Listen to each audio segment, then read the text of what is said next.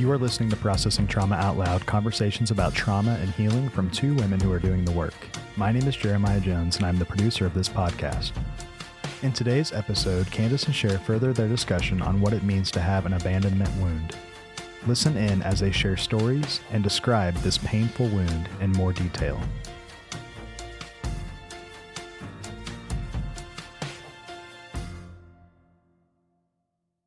Hi there, Sher.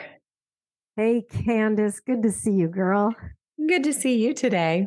Been talking about the next few episodes that we're going to record. We're all fired up. We're feisty, so beware. We apologize in the beginning. No, I'm not apologizing. Okay, we won't apologize. Yeah, because, and I'm going to just say this. I feel like I have held back in bringing my voice my whole life, and I'm getting freer. This topic is so important. We even said, we might have a really fiery podcast episode today, and I hope that's the way it comes out. I really do. Well, we feel passionate about this because it has been, let me just pause. We are talking about the abandonment wound. And this particular wounding has influenced and, in one sense, controlled every aspect of our life and our relationships, especially our relationship with ourselves. And you mentioned last week, even your relationship with God. Yeah. And so bringing this topic, knowing that we can also heal from it, does allow us to bring that passion and our voices to the table here. Yeah. We not only want that for ourselves, we do want it for other people. Yeah. The emotional pain that we carry over something that we, for many, many years, couldn't even name. We would say, what is wrong with me? Not what did I go through or experience that has left me with feelings. You know, I think I'm going to stop right here and just read what one guy described as his abandonment wound, just to give our listeners a glimpse of how serious this is, if you can identify. So abandonment wounds come with feelings of fear, shame, alienation, rage, deep grief, and often leads into depression. I'm going to add in multiple ways. I used to say, and still say, I developed an arsenal of coping behaviors to avoid those feelings. The abandonment wound, that pain can send us into our flight, fight, freeze, and fawn responses. But here's how this guy described it. The fear that comes from the idea that I will be abandoned or rejected, or the realization that I have to be dependent on others for acceptance, or the thought that I will feel this scared and depressed forever and ever. It coils in my stomach like a 12-foot python and constantly slinks in circles, dragging against my insides. It's paralyzing. It makes my head feel like it will explode. And all I want is whatever will make the fear stop. And no matter what the cost. Sher, when I read those words, a few things happened in me. One, I resonated. I know that level of fear that I did whatever I needed to do to make that feeling stop. Yeah. And then I also felt the gratitude of I get this now, and it is not what's wrong with me. It is why this developed, how it developed, and the hope that I can do something about it now that does more than just cope. I can heal. Yeah, you can heal, and you are healing. And I am reminded of the words that we have said many times, that we are all born looking for someone who is looking for us. And every child is born looking for the face of love. And when we get it, we grow and we develop in healthy ways. And when that is not there, whether it's in infancy or at whatever point throughout, particularly early childhood, but I will say even into teen years, if that is broken and we are looking for eyes and there are not eyes looking back for us, we go into a panic mode. Mm-hmm. We go into some level of fight, flight, freeze, or fawn, and we go through life searching for eyes that are searching for us. I have spent my whole life looking for someone who would be looking for me. Mm-hmm. And it's not even that there weren't at times people looking at me, but by the time that happened, I had guarding in place. Now everything went through a filter that said, I don't trust you. You look like you're looking for me, but I don't believe you. It was this bind of wanting it so bad. And then even when tastes of goodness were offered, not being able to really enter it or receive it and experience the good gift that was even offered to me. Yeah, because you actually did have experiences of some goodness in your childhood, and it always came at a price, or it always came and then it was taken. So the unpredictability, am I going to be abandoned, or am I going to experience a bit of goodness and then it's taken away? Of course, you wouldn't trust it today. Right. Or you haven't historically trusted it. We'll talk about this on the next episode on how that's been healing for you. Yeah. But to know and understand our stories, and you mentioned this in our last episode, and I want to say that whether it was intentional or unintentional is kind of irrelevant in a few ways. One being the effects as a child are going to be the same. So whether we had an intentionally neglectful, abusive parent, or whether a parent that you were closely connected to ended up in the hospital for months, the feeling in the child's body is still panic. It's still, I'm losing connection with my safe place or the one that I was meant to connect with. Our brains are wired for connection. And so no matter how that rupture occurs, it's still going to be the same message to that child's body. Yeah. And that message in the child's body is one of anxiety, or another word that we're really embracing is alarm. Oh, yeah. In the body is this sense, this ongoing day after day sense of alarm, and always being wary of things that are happening or can happen. And so just going through life, feeling that sense of something bad is happen or something bad is going to happen, and I have to be ready for it. One of the reasons we got fired up this morning as we were talking about this is the tendency for society, actually the tendency that we have ourselves to minimize the harm, the hurt, the pain that comes from the abandonment wound. Yeah.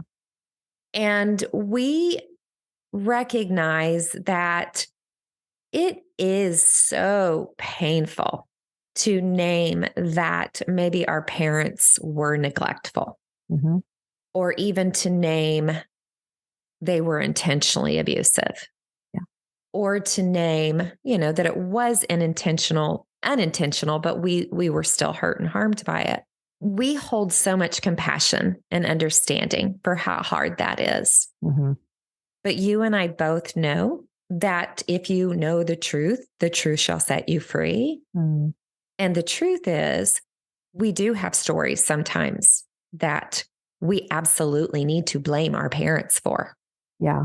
And this is hard. I have a friend who said to me one day, I am not going down that story work path because all I think that it's about is blaming your parents. Well, I'm not going to go down that path. And I get it. It's hard. We don't want to blame our parents. We don't. I don't want to blame my parents. And even though the abuse was blatant.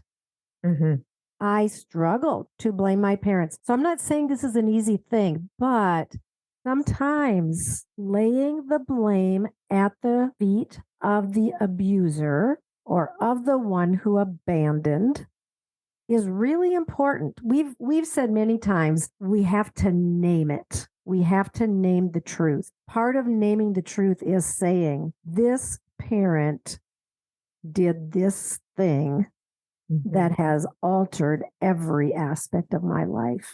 Mm-hmm. And the wounds have gone so deep, and I have struggled in all of my relationships. And the things that I long for most deeply in my body and soul and spirit, I cannot get, regardless of how hard I work for it. Yeah. And the complexity is that we often think that when we blame someone for something that they truly were responsible for, when it comes to our parents, is this idea of honor thy father and mother. And we can't honor our father and mother if we're not telling the truth. Yeah. I want to just send people to the Adam Young podcast. He talks about this quite a bit and really has helped me in understanding what has been happening for me that it's so hard for me to name. Yeah. But I want to just share that I have taken some things to my own mother that were situations that I got harmed, and it was her fault. And that has been a process. But Sher, it has only because she responded in a way that opened up space for us to work through this. Yeah. I feel compassion for her. Yeah. I have moved into forgiveness. And I only want what's good for her. Yeah. But if she would have minimized or she would have blamed me in some way, we wouldn't be able to connect in the way that we do today. Yeah. And that's the beauty of repair. There was rupture in your relationship. You went to her and you made her aware of that. And she was willing to work toward repair, which is beautiful. When we move toward repair, these deep, deep wounds can be healed. That's the big hope. That's the thing that can happen. Doesn't always happen. Doesn't often happen. I will say for myself, I went to my dad. I named what he had done, and there was denial. And until the day of his death, he did not ever come forth and own his part. And that was very hard for me. Oh, yeah. And I want to just say it was hard. Wow, I'm getting teary about your story right now. It was hard for all of us. We wanted a repair for you in that. Yeah. Because children always want that. Yeah. They do. And when we come to a point where we really have done everything that we know to do, and it's still not moving something forward, there's a death. You had the physical death of your dad, but there was also some emotional deaths that you had to let go of that you're not going to get that. Yeah, and lots more to say about that, but I have something else that's sitting in the back of my mind that I want to make sure that we bring up, and that is when we talked about sometimes we do have to lay the blame at the foot of a parent. Sometimes we do. I think another thing that also can be very difficult is owning that we were victimized. And partly that's hard because we have this thing in our culture where people will almost mock and say, oh, she's such a victim, or don't be such a victim. I guess I want to even say, like, if somebody is playing the victim, like maybe it's important to go and say, like, okay, what's the deeper story here? Because nobody wants to play the victim if there's not harm there. I would have a hard time believing that. But what I want to say is that when we have been victimized, we have to own that to some degree. I remember when I shared some of my stories, and I shared them in such a matter-of-fact way and was ready to just move on until others who heard my story stopped me and really emphasized the fact that I was a victim here. I wasn't there. I wasn't in that moment to take care of anybody else. I was the one that needed care and did not get it. it was very hard for me to really find a sense of peace in being able to say, in that moment, I had huge needs for a parent to come and bring care to me. And that did not happen. And that's the thing that I think is so important is that the care that we needed in that moment, we go forward in life still needing that particular care. Mm-hmm. And not the same way, obviously, but now 40 years later or 50 years later or whatever, when we share that story and the kind of care that we needed all those years ago, when it is offered now in 5 minutes or 10 minutes or 2 hours or 2 weeks, those deep, deep wounds can begin to heal. Yeah, I'm glad you brought that up because I resonate with you. You know, I spent most of my life refusing the idea that I was a victim. I wouldn't be a victim. I would not have a victim mentality. And unfortunately, I know that I could not hold stories of somebody that had been a victim. Yeah. And so when we talk about being a victim, as a child, we were helpless, we were powerless, and we were voiceless to get ourselves free from a situation that was harming us. Yeah. We were children in that. Right. We were children. And so we grow physically and we've got our adult bodies. And so what happens is it is true that we can hold on to that victim message and mentality that we're still hopeless, we're still helpless, we're still powerless, we're still voiceless. And it does take compassionate witnesses, wise guides, people who've done their own work to help us see that we are not in that place anymore. We were a victim, and being a victim caused us to believe certain things. And so I love what you're saying about slowing down and having compassion for people that are in that space as an adult and really just get real curious because there are some payoffs and benefits of staying a victim, but we have to go in that with such precision and compassion and clarity to help that person get a sense of where they're at now. And it's so important, and it can be very difficult to find these deep places of wounding. One of the areas for where I have struggled a lot through my life is being able to really speak my truth or being able to really use my voice to speak my needs and to be passionate about something, to come forward with a high level of passion. And you mentioned we develop beliefs. And one of the beliefs that I developed in my childhood was that if I express myself with passion, with anger, that would be the declaration that I was just like my dad, who was very rageful and very hurtful in his rage. And that if I express myself with passion and with a powerful voice, that proves it then that I am just like him. And so at some very young place in my life, that got bottled up and I could not use my voice. Yeah. It got cut off. It got splintered. It got fragmented. And we've done some episodes on parts work and IFS. And, we can talk more about this maybe in our next episode, but what has it been like to welcome her back home? It's just been a beautiful journey of welcoming this part of my soul that was fragmented, this passionate part who fights for justice and wants to bring healing so much to the people who have been wounded. It's been a long, slow process of me being able to really welcome her and to invite her forward, but it's been beautiful. And I just have such deep, deep love and compassion now for that part of my soul that has needed her voice welcomed back to the world. Yeah. Well, I'm grateful that I get to be a recipient of getting to know her and watching her heal and grow and find her voice. And I was kind of laughing internally when you were sharing. And that also means that there's times you're bringing her to me that I'm having to hold. Okay, she's got some passion going on here and some emotions going on, but it's helped me to slow down. We've had some rupture and repair. And because I know your stories, even though I might get dysregulated a little bit, I'm like, oh no, that's that girl coming forward because she loves me. Yeah. Because she cares about me. Mm.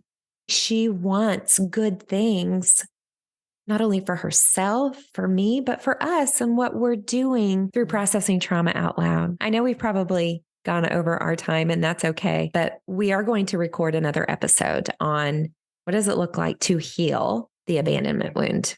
Yeah. So good to talk about these things, Kandace, and really important because this abandonment wound is sneaky. And I think a lot of times we don't recognize that this is the wound that we're dealing with. So good to talk about it with you. And I can't wait for our next episode. Me too, friend. Love you. Love you too. Thank you for listening to Processing Trauma Out Loud. Make sure to check out the show notes for links to suggested resources and social media. Like, subscribe, and follow to keep up with our weekly content. And if you don't mind, take a moment to rate and review us. Your feedback is extremely valuable and contributes to the success of this podcast. One last thing, if you have found this podcast helpful in any way, or if you have questions on how to take the next steps on your healing journey, please reach out to us via email at KandaceSher@gmail.com. That's KandaceSher@gmail.com. Music was created by Caleb Paxton, and our sound engineer is Jeremiah Jones of AutoStory LLC. We welcome you to join us for more conversations soon. Take care.